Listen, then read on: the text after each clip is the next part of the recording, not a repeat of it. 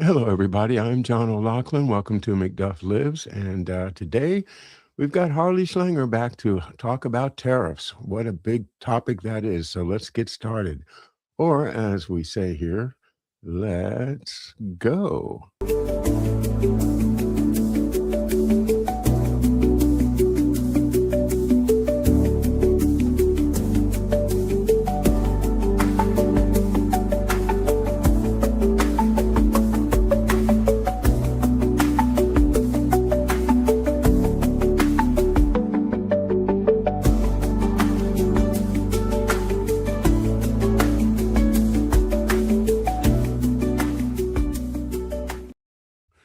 And welcome, everyone. I'm John O'Loughlin, and with me, my guest today is Harley Schlanger of the LaRouche Organization and the Schiller Institute, joining us from Potsdam, Germany. And Harley, thanks again for making time for us here at McDuff Lives. We sure appreciate it, and thanks for joining me today.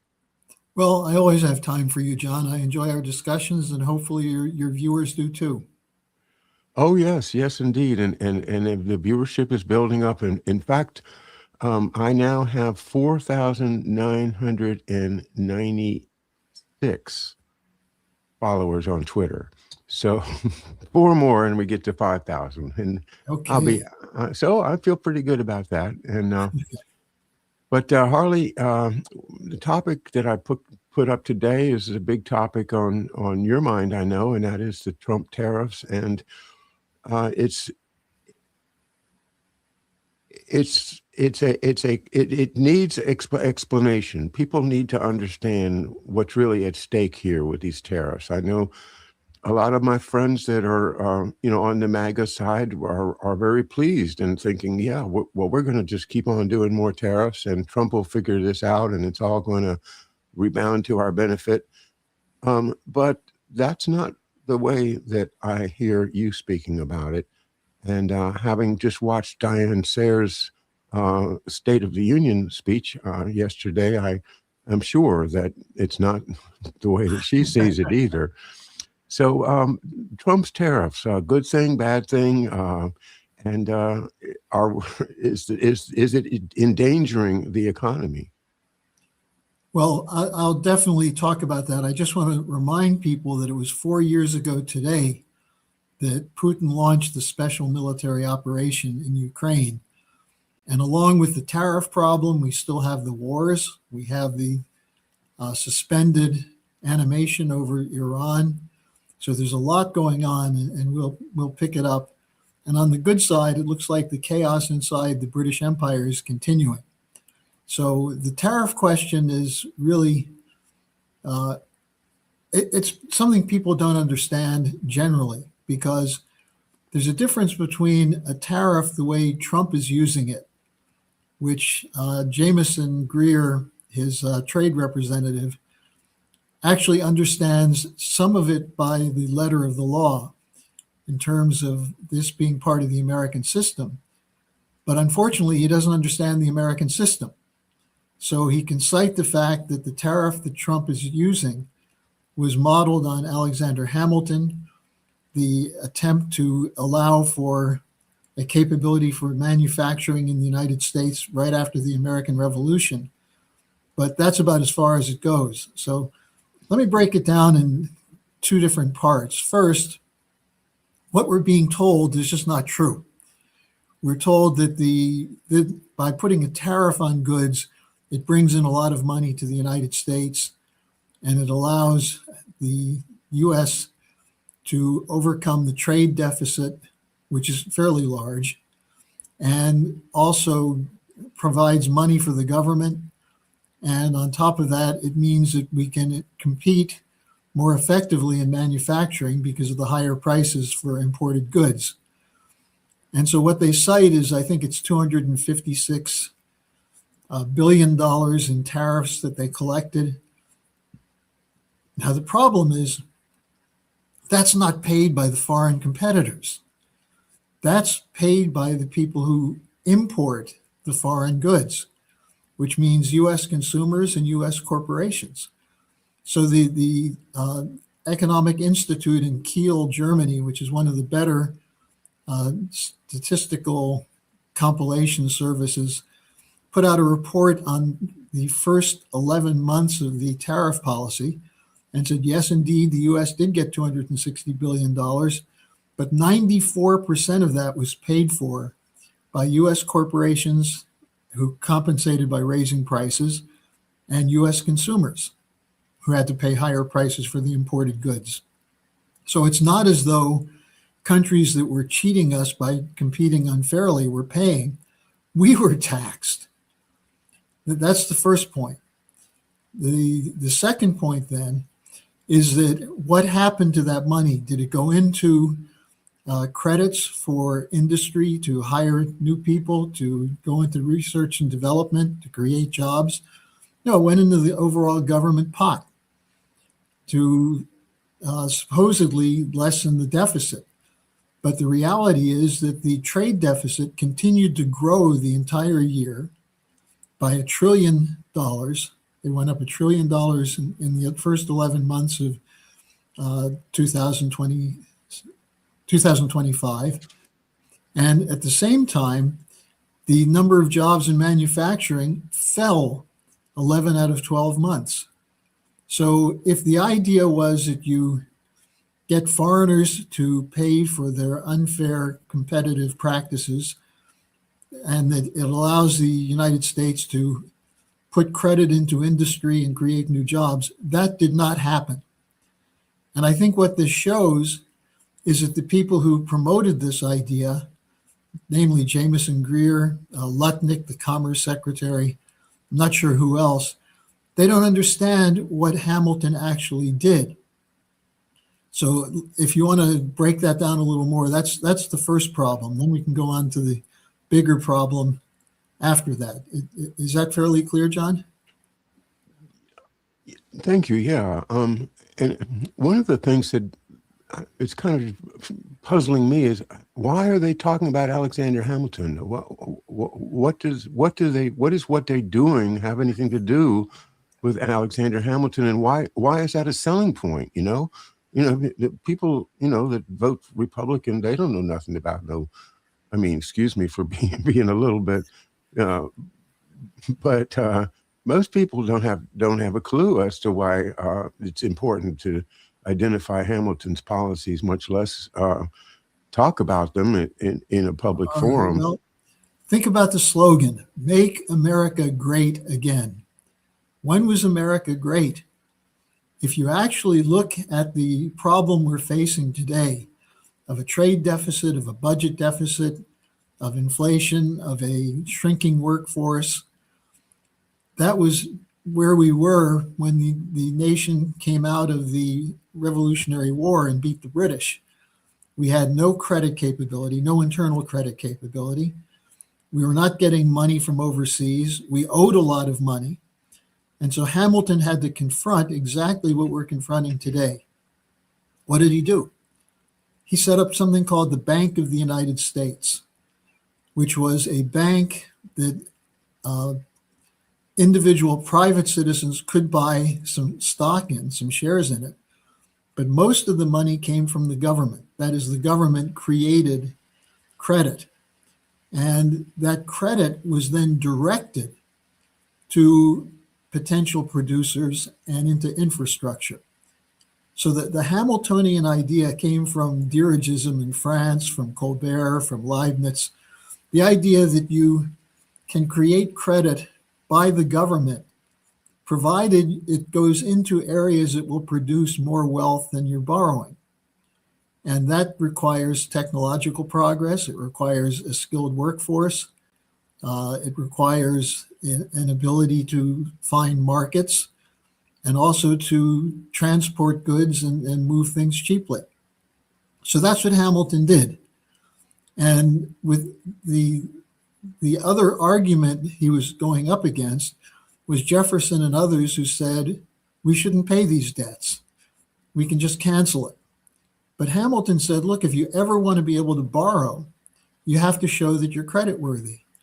And if we do this right, we will have a debt that will be a blessing in the future. That is, we'll establish ourselves as reliable, honest, and fair.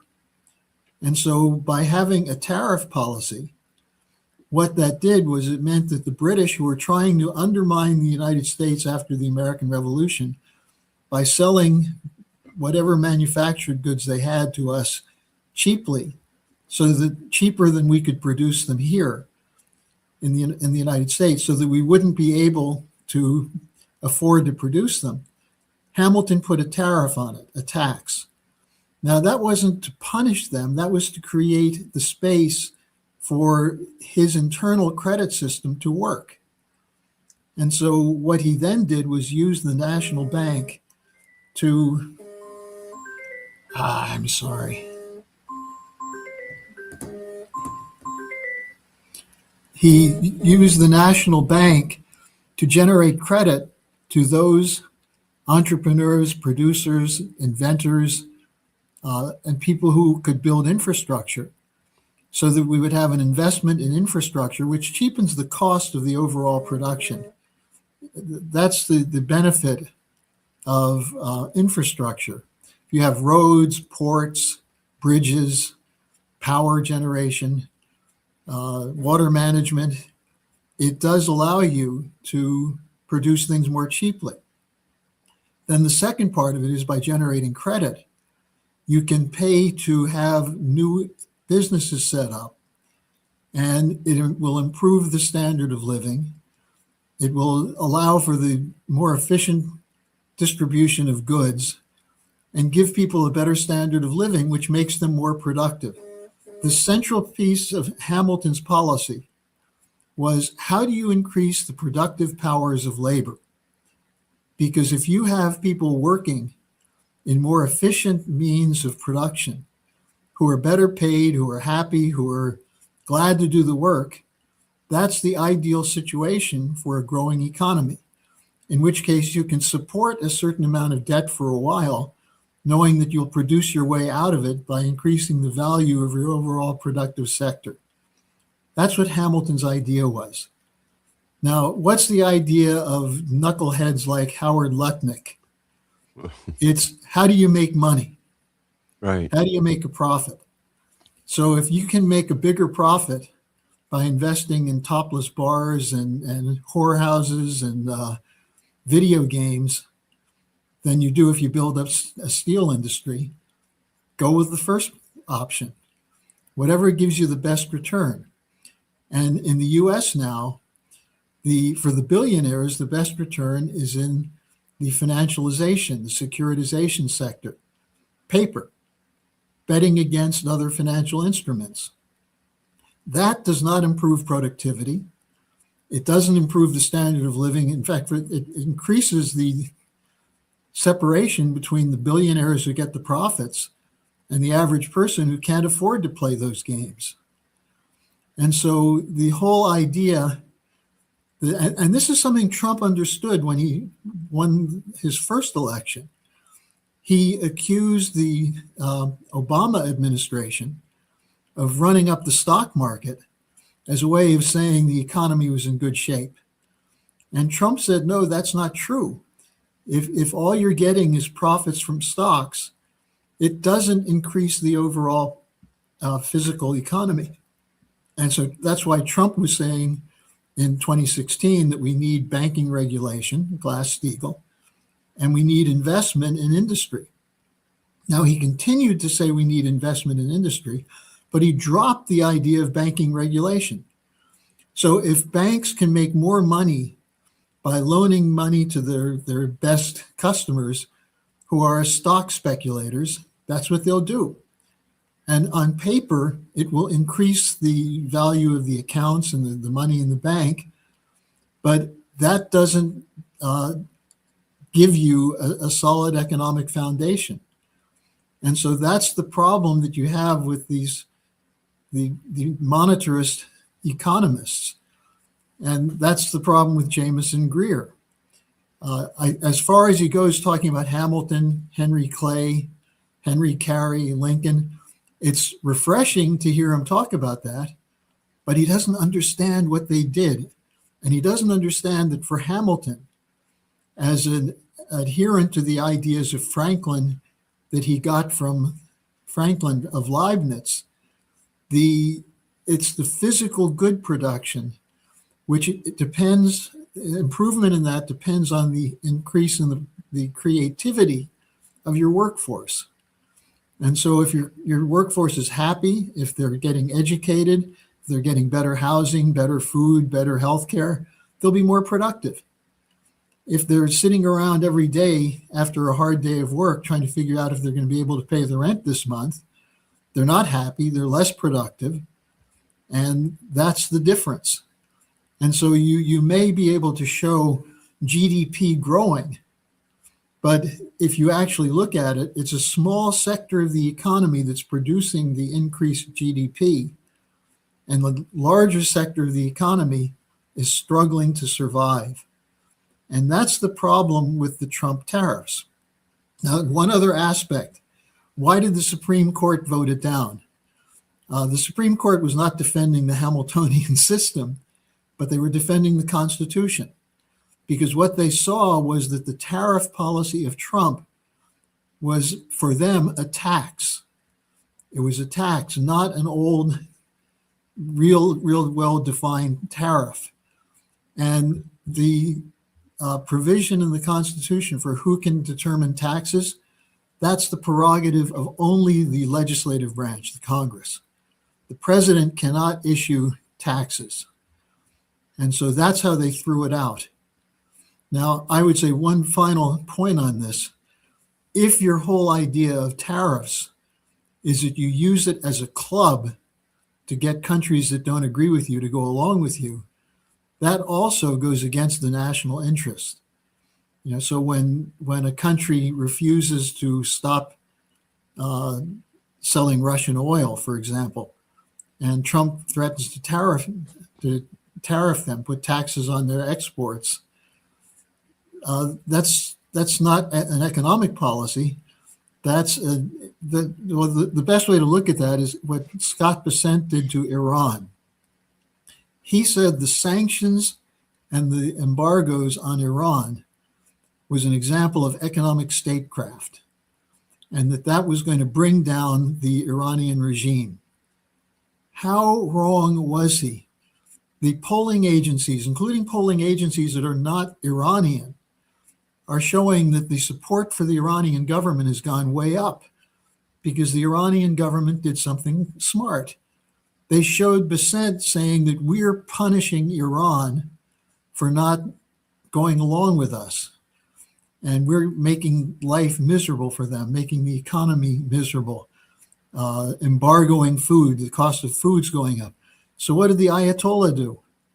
He went on television and told people that the reason you don't have food on the shelves is not our government, it's what the US is doing. And then he played clips of the Treasury Secretary saying we're engaging in economic statecraft by having the embargoes and the sanctions. So this is the absolutely wrong approach. And I don't know if Trump fully understands it.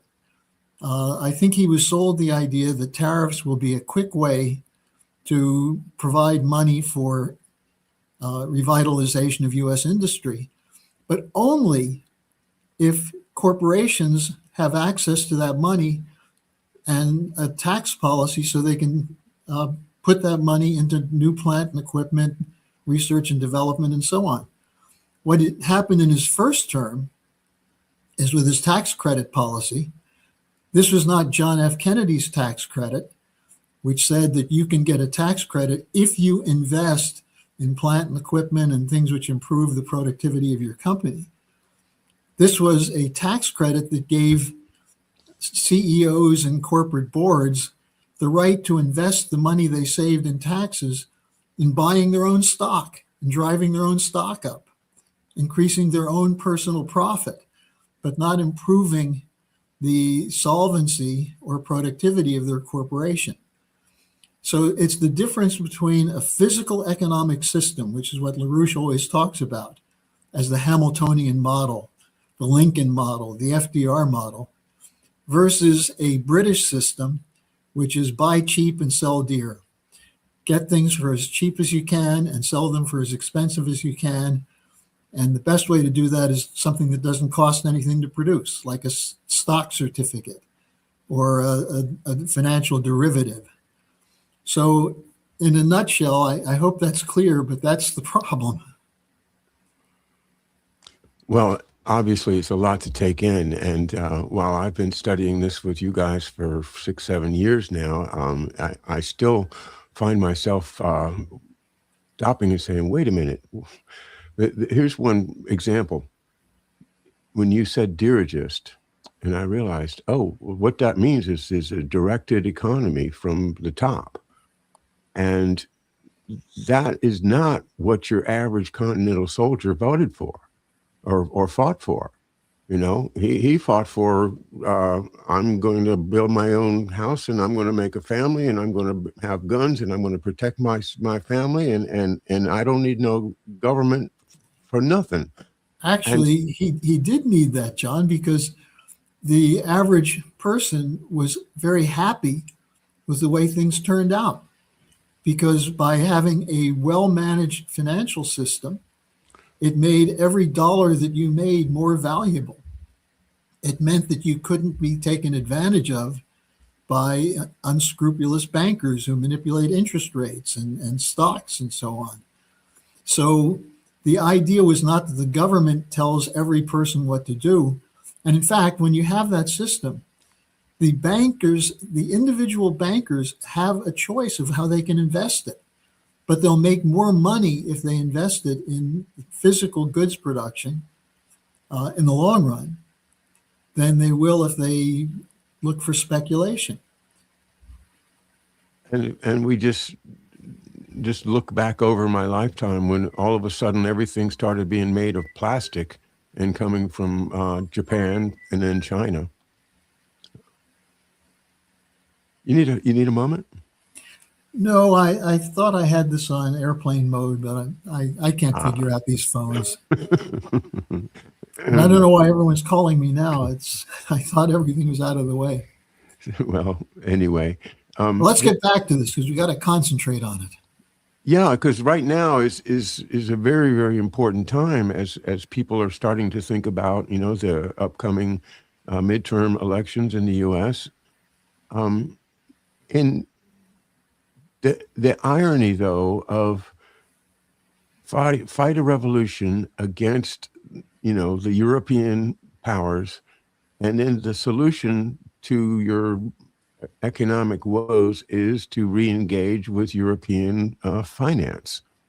It just seems kind of counterintuitive, and I can understand why people, the Jacksonians and all, would not want to be involved in this international banking stuff. On the other hand, I'm absolutely convinced that you're right, and that Hamilton was right in doing what he did, and that if we were to get back to what the American system, that we could straighten all this out. Um, I do want to ask a question that was raised by Diane Sayre in her State of the Union speech that I watched last night. The Fed. She said we need to put the Fed through bankruptcy. Whoa, that's kind of scary.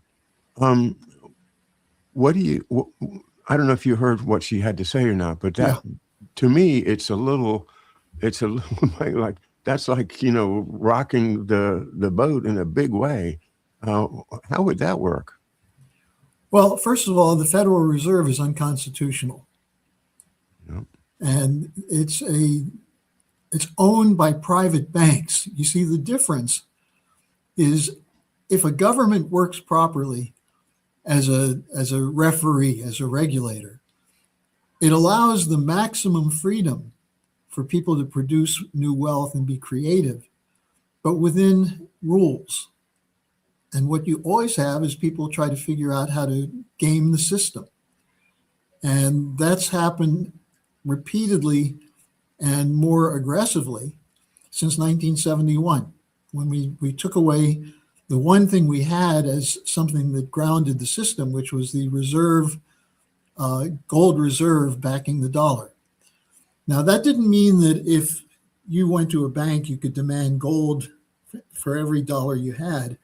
And the price of gold was relatively low then. It simply meant that if the government ran into problems, they had something backing up the paper, something real, namely gold reserve.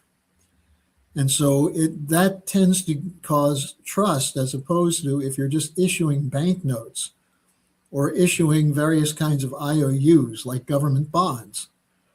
Now, if the country establishes its credit and its trustworthiness, then people want to buy the bonds. And so you can get credit. And that's the difference. The difference between the pre-revolution and the post-revolution is before the revolution, you couldn't do anything without getting permission from the British. And that meant credit, trade, paying off debts on time, and so on. After the revolution, you had the ability to negotiate. And if it was unfair, you could tell them, we're not going to do this deal. And that's why bankruptcy protection was put in, to protect people from the intent to go outside the bounds to make money. Now, if you look at what we've done with the economy since 1971, how did we get $40 trillion in debt? How did we get the growing trade deficit? You know, the budget deficit is bad enough, but the trade deficit is worse because it means we're not producing enough to pay for the things we need. If we want lithium, if we want strategic metals, if we need uranium, virtually anything, how do we get it? Well, we sell bonds to raise cash from people who then have IOUs from the United States. That's what the bond markets are. Now, what protects us from someone who sells the bonds cheap so the value of our currency collapses? That's why you need to have a government as opposed to a freebooting pirate type system where everybody can do whatever they want. And so the people who are the monetarists are the radical free traders. Remember, Trump and MAGA oppose the idea of the World Economic Forum of global free trade. And yet, how do they make their money? How did Scott Bessent make his fortune? He made it through working with Soros. Wow. How did Lutnick make his fortune? Speculation on government bonds, shorting bonds.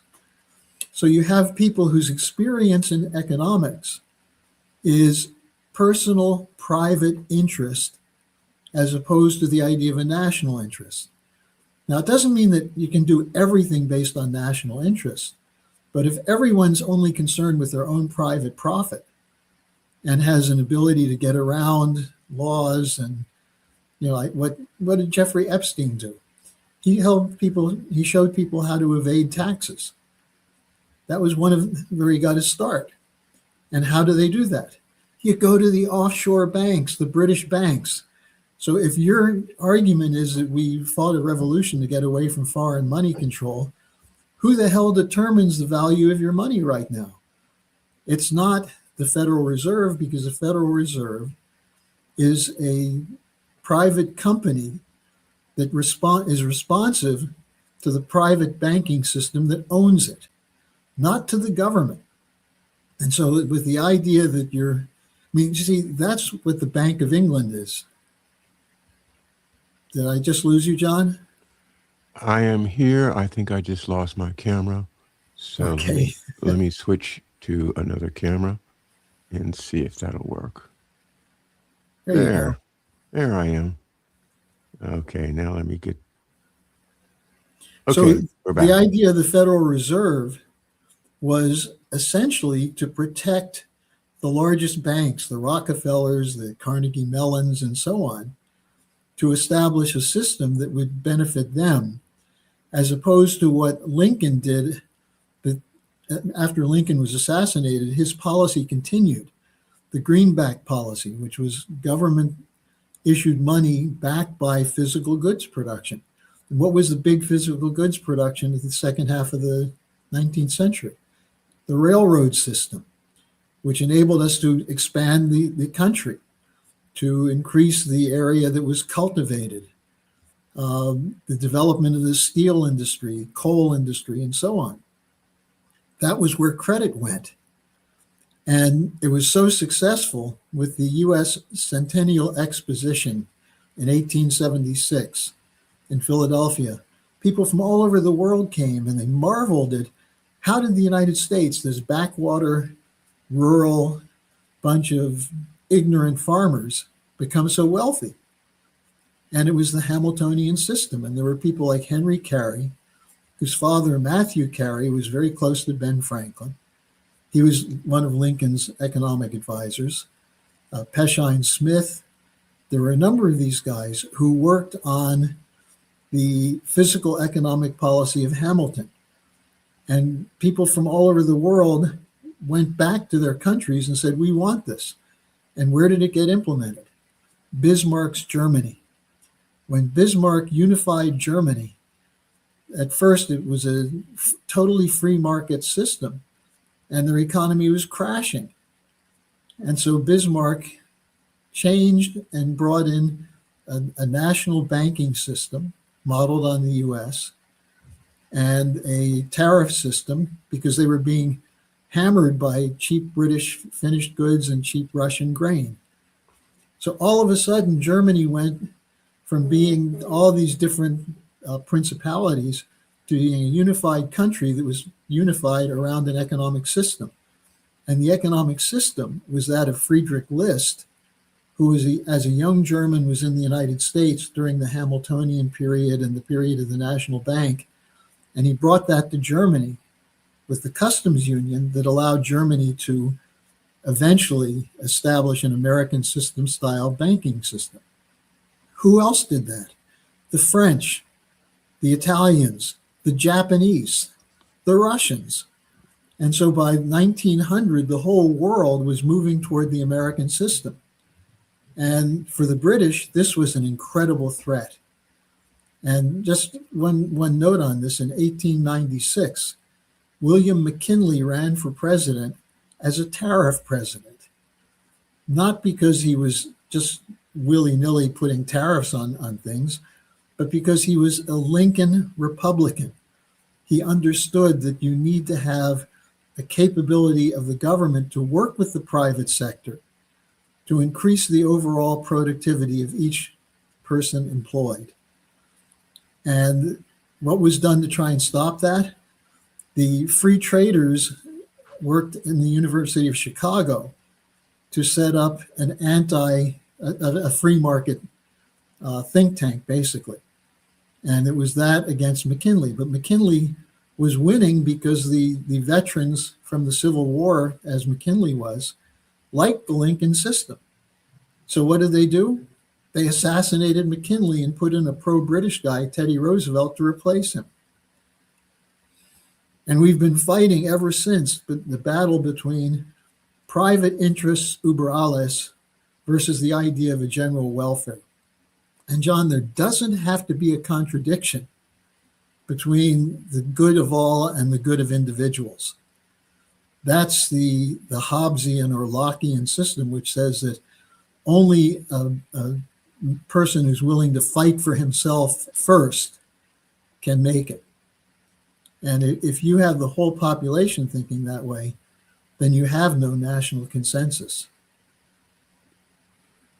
It is a fundamental difference between the American approach and the British and the ancient empires, in which they assume that the ones in power are in power because they are either smarter Or stronger. or stronger, or have the right bloodline, or are appointed by God, and the rest of us are just serfs and peons.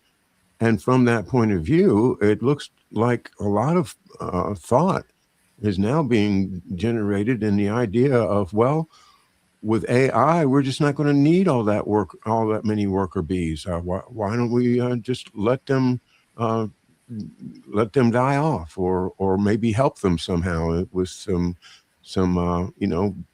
medications to just get out of the way, because we don't need 8 billion people sitting around doing nothing.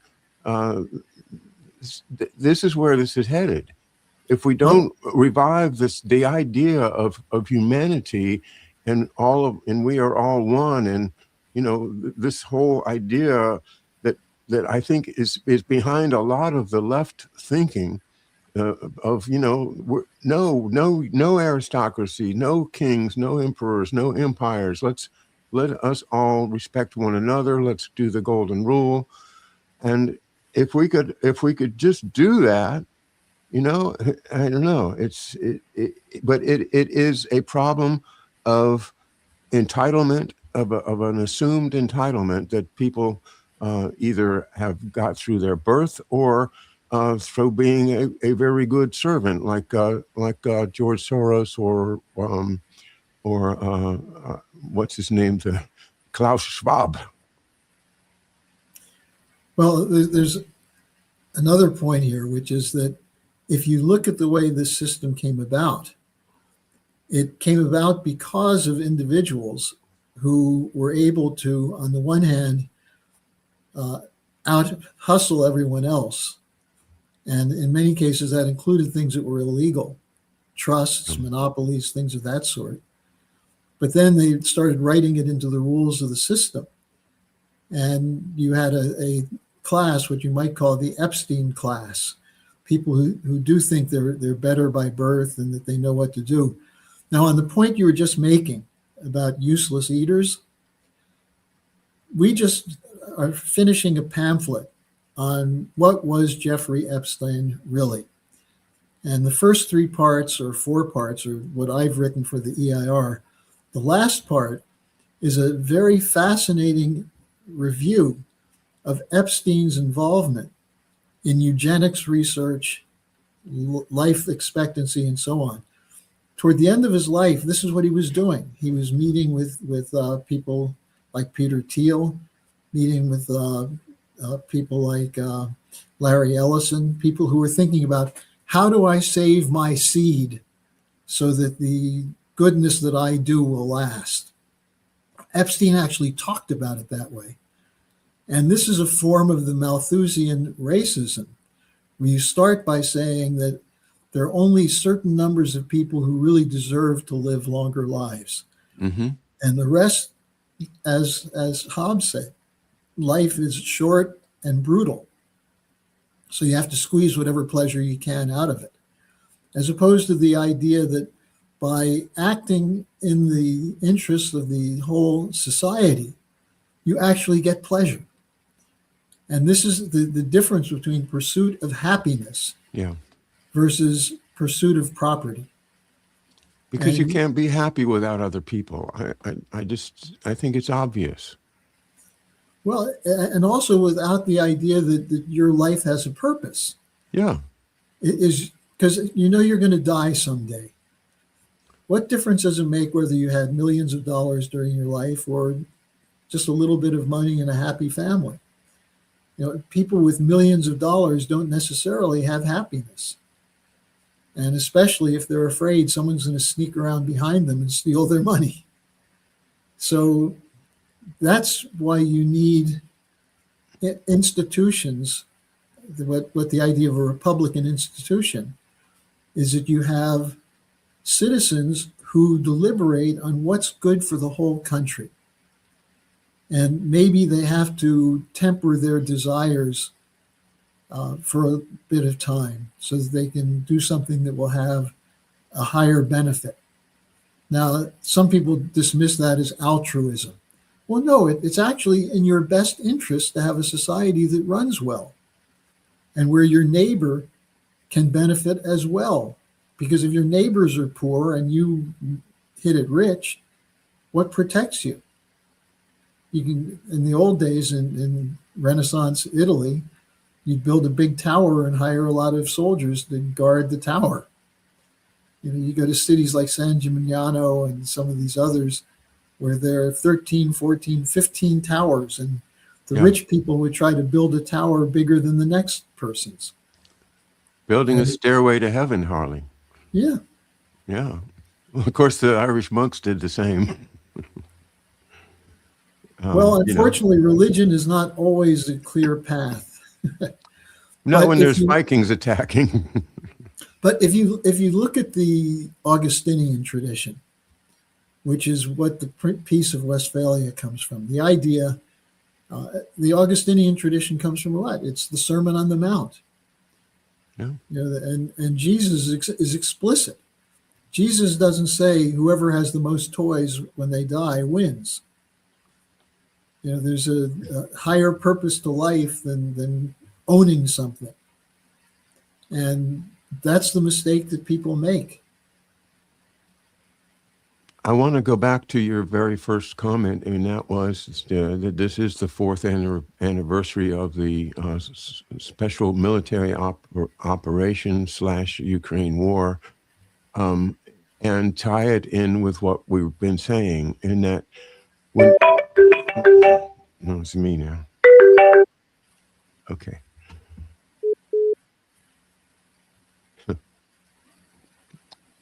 What I want. Oh my goodness. We got to get our correspondents to know that Tuesday at this time is our time. Yeah, they must know.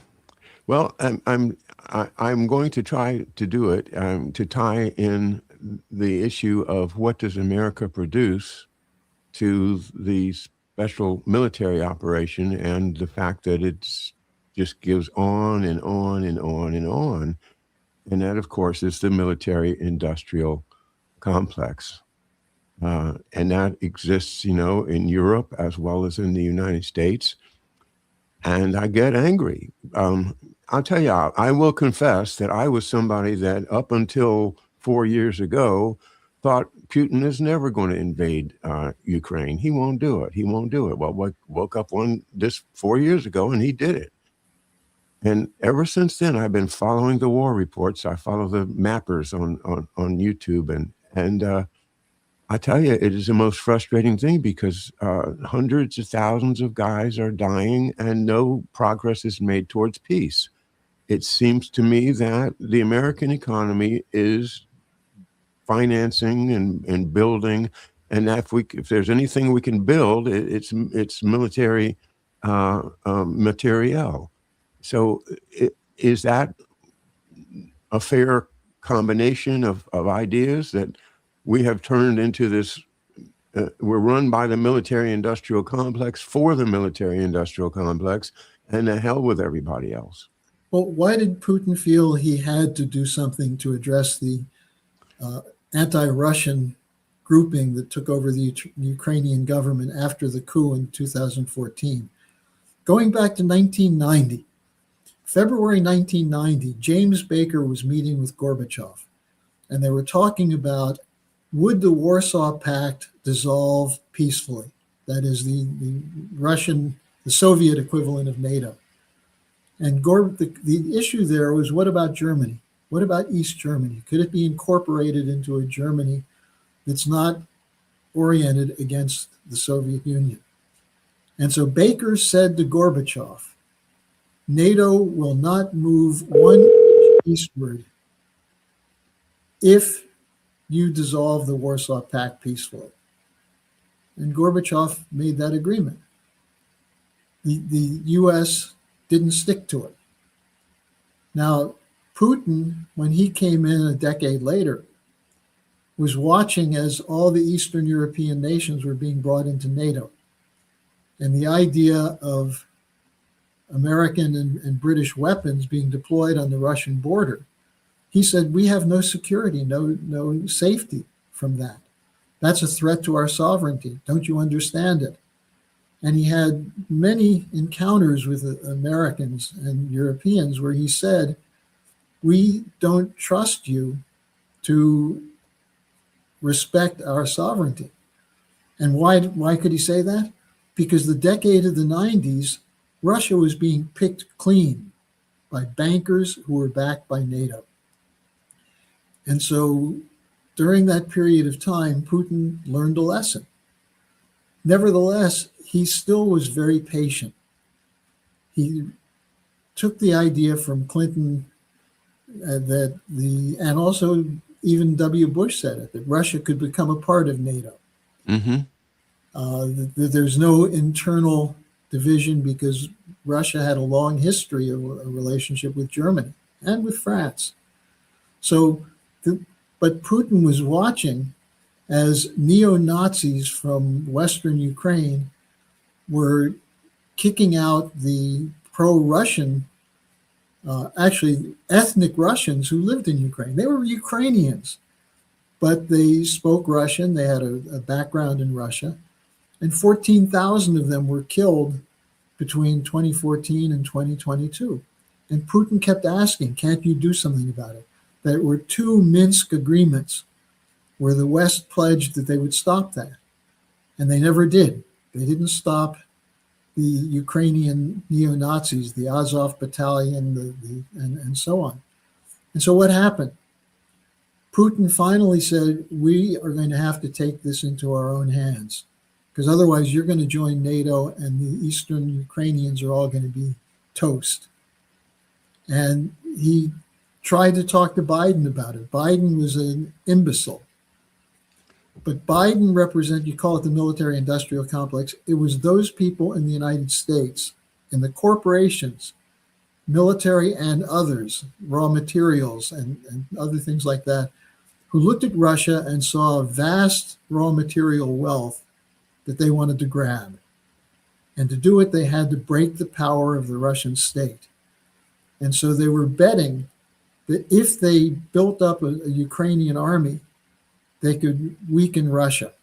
And so they used the Minsk agreement, which was basically a peace agreement, settlement, to train and arm a Ukrainian army, which was prepared in the first months of 2022 to move into Donbass, move into Donetsk, and take out the militia that was defending the ethnic Russians. And it was at that point that Putin said, okay, we have no choice but to move and do it quickly.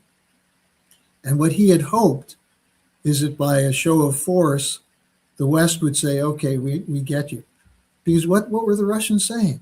What did Kennedy do when the Soviets put missiles in Cuba that could easily reach the US mainland? Kennedy was prepared to go to war over that. But he also was prepared to go to peace. And that he began a policy which became known as détente, of cooperation, of negotiation. And he was killed. You don't think the Russians know this history?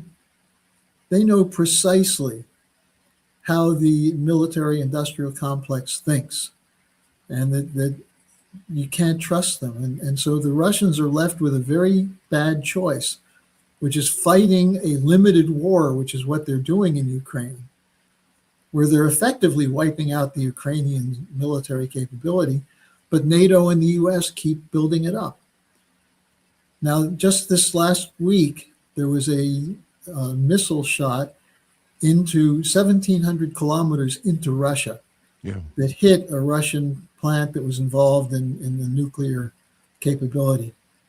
The talk now in Russia is that they're preparing possibly to use one of their powerful weapons to hit the plant in Britain that produced that tracking system that was used. If Putin does that, we're in a whole new phase. Oh my God, yeah. And they use the Oreshnik missile to do that. Now, this is where you see this private interest, which is how can we grab all the raw materials in the world? Look what the US just did with Venezuelan oil. Look at the threats against Iran. What are all these things about? They're about who controls the raw material wealth. The idea that if China comes into South America and builds railroads and ports, that's a threat to the United States? How? If the countries of South America become more prosperous, we're in an ideal situation where we could trade with them and make more money. The Chinese would actually do us a favor by putting in these rail systems.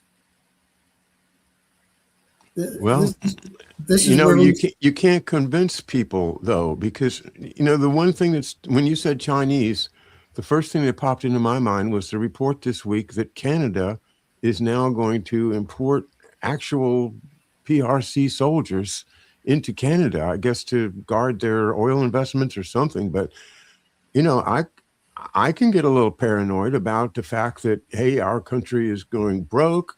We've seen it happen to Russia. You know, sell it by the pound. Are they not preparing to sell the U.S. by the pound too? Well, when you say they, Yeah, who's doing the selling? who's doing the You, selling? you think the Well, Chinese are going to come over here and take over America? yeah, Well, I don't think they want to. They don't even okay. want to take over. Look, they could take over Taiwan if they wanted to. Why are they not doing it? Because they don't want to risk global war, whereas some of the people around Trump are willing to risk it. And so you have people who are out of control. That's the whole nature of the military industrial complex. And the problem they have is they have trillions of dollars of worthless paper in their banking system, in the hedge funds, in the private equity funds. And if push comes to shove and someone starts demanding something real in return for trading in these worthless instruments, we're completely broke. We're bankrupt. And so the idea of putting the Fed through bankruptcy reorganization is we really should find out what real wealth we have available to back up the $2 quadrillion worth of derivatives in the banking system. The large amounts of in hedge funds and private equity funds. And what you'll find is we are bankrupt. The longer you put it off by trying to get other people to pay money for it, the worse you get. And so that's why the tariff ruling by the Supreme Court, which caught people by surprise, it was a sign of actual patriotism by the justices in the Supreme Court who basically said, this system is out of control and we're going off the rails.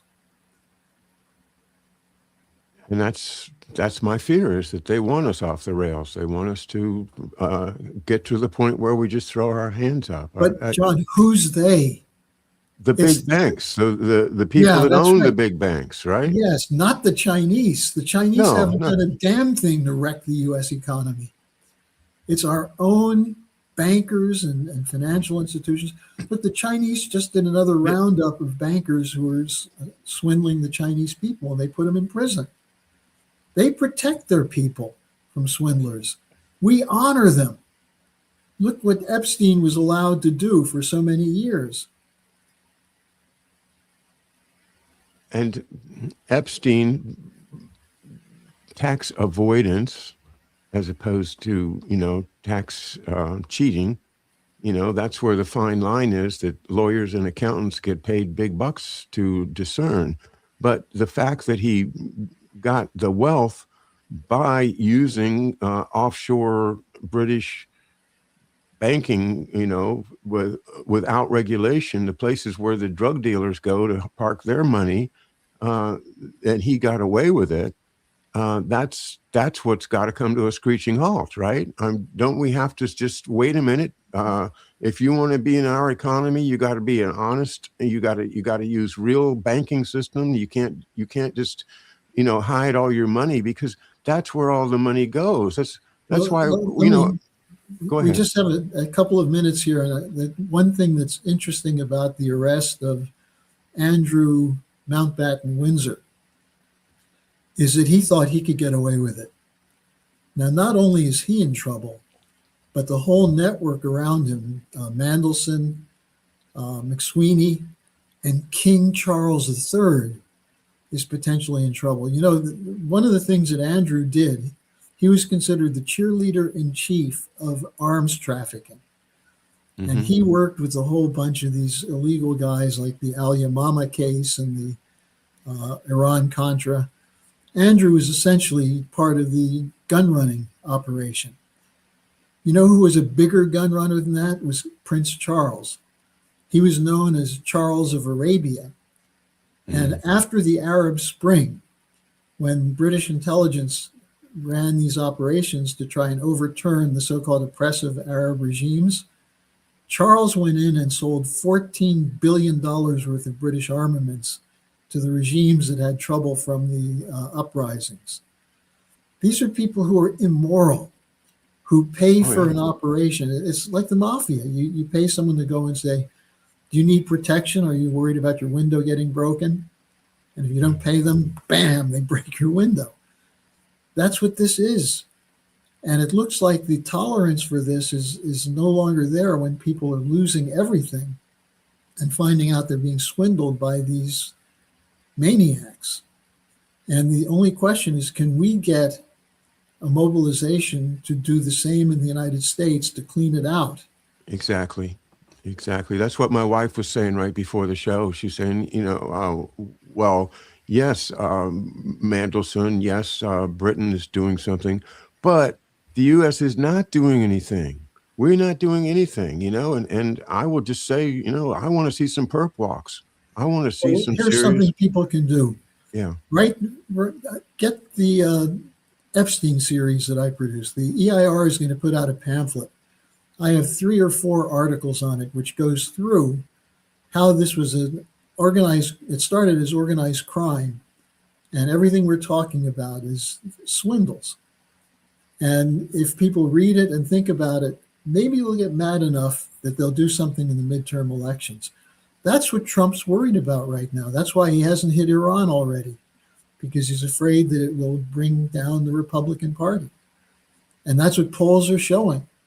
So the people are not as crazy as they seem. They're just not accustomed to acting. So we can give you a roadmap.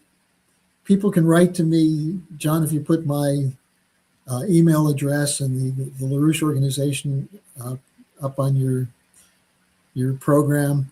Yeah. People can write, and I'll be happy to send you the pamphlet. We're going to have a pamphlet by next week on what the Epstein story tells us about the corruption. Very good. Harley, you guys are working 24/7 to uncover all this stuff and lay it before the American people so we can make a positive choice for the future. And I am very grateful for you and all of your organization's work. So there comes the phone again. So let's say goodbye for now. And I will see you again in 2 weeks, I hope, Harley. Okay. Very good. Bye-bye, everyone. Hello. Hello.